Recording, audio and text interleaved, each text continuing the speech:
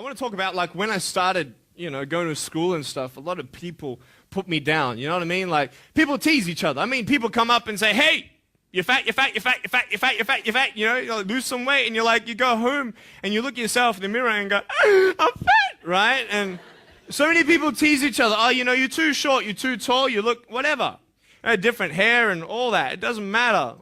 See, the thing is, when you're in school, when you're growing up in life, it actually sort of matters to people how you look. And then it matters to you because it matters to others. Why? Why does it matter how you look? Because if they don't like you, then who will? If they don't accept you, then who will? And the fear that we have is that we're going to be alone. That we're not good enough. And we have to change ourselves. And so many people put me down and say, Nick, you look too weird and no one's really your friend and you can't do this and you can't do that. And I couldn't change anything. It's not like just fixing my hair one day and everything's fine. It's not like, just whatever. I couldn't change my circumstance. I couldn't just one day wake up and say, hey, give me arms and legs. I need arms and legs. You know what I mean? Like, I went to a bodybuilder, and said, can you make me some arms and legs? No joking. Bodybuilder, you get it? Right? So here's the thing. I go up to people, can you give me a hand? Just joking. But it was so hard because people put me down. And I started believing that I was not good enough. I started believing that I was a failure. That I'd never ever be somebody who people would like or people would accept. And it was so hard, man. I thought to myself, I can't go on the soccer field like everybody else, and I can't ride my bike, and I can't skateboard, and all these sort of things. And I started getting depressed.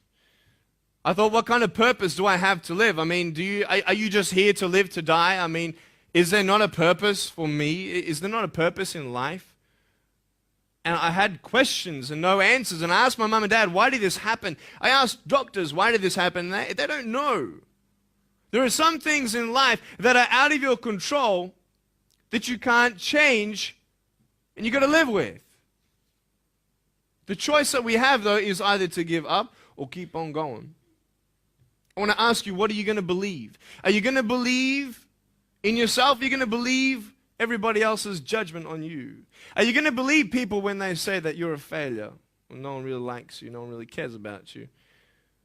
And it's not really to say that, hey, you need someone to come up and say, hey, really, I like you, I care about you. No, it's not that, but it's the fact that people put you down. People don't even look you in the eye. People ask you how you are, and you say fine, but you're not fine, and they'll never know that.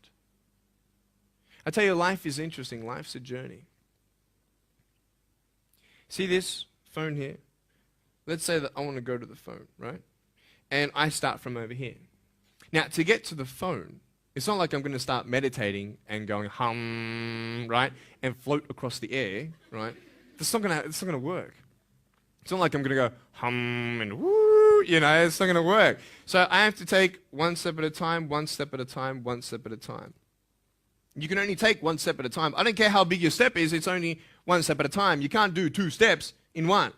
You understand? So it's like one step at a time. And you take steps in this direction, you take steps in that direction, sort of get lost along the way, and sometimes you fall down. Now, to illustrate my point, I'm going to jump off the table, do a back twist, and land on the floor. Okay? Is that cool? Are you ready? Oh, there's a clock there? Okay, can you move the clock for a second, please? Beautiful, beautiful. All right. You ready? So, are you guys ready? Just let me know when you're ready. Are you ready? Okay, ready? 1, 2. I'm joking, man. Are you serious? Just put the clock back there. If I did that, I'll break my arm or something. You know what I mean? But honestly, along the way, you might fall down like this. Ready? Right? Hello! Right. So what do you do when you fall down?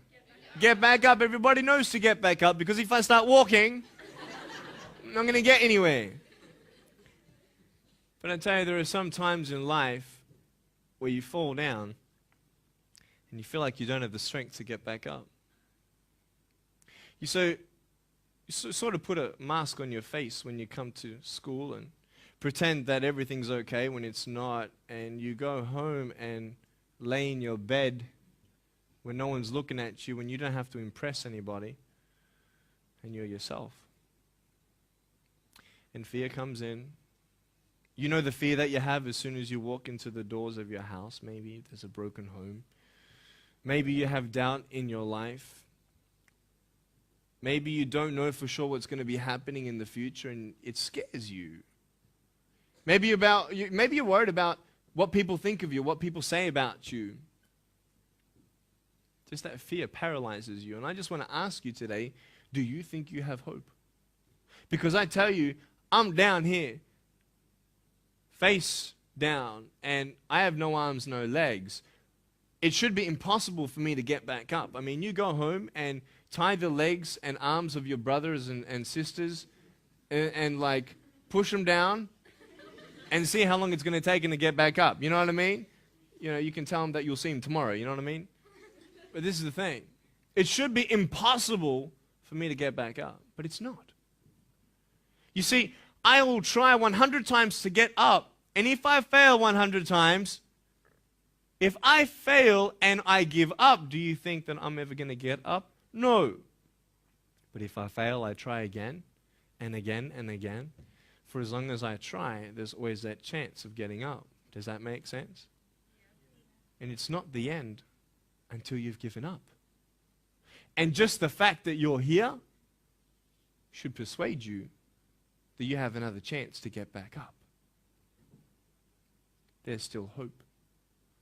I'm not here today to tell you that I understand your pain. I don't know how it feels to be abused. I don't know how it feels to feel, quote, fat and you've got an eating disorder. I don't know how it feels to have a broken home. I don't know how it feels. But I know how it feels to have a broken heart. And I know how it feels to be alone. And I want you to know that I found my strength in Jesus Christ, and you're going to find your strength in whatever you find it in. But I just want you to know that it's not the end. It matters how you're going to finish. Are you going to finish strong? And you will find that strength to get back up like this.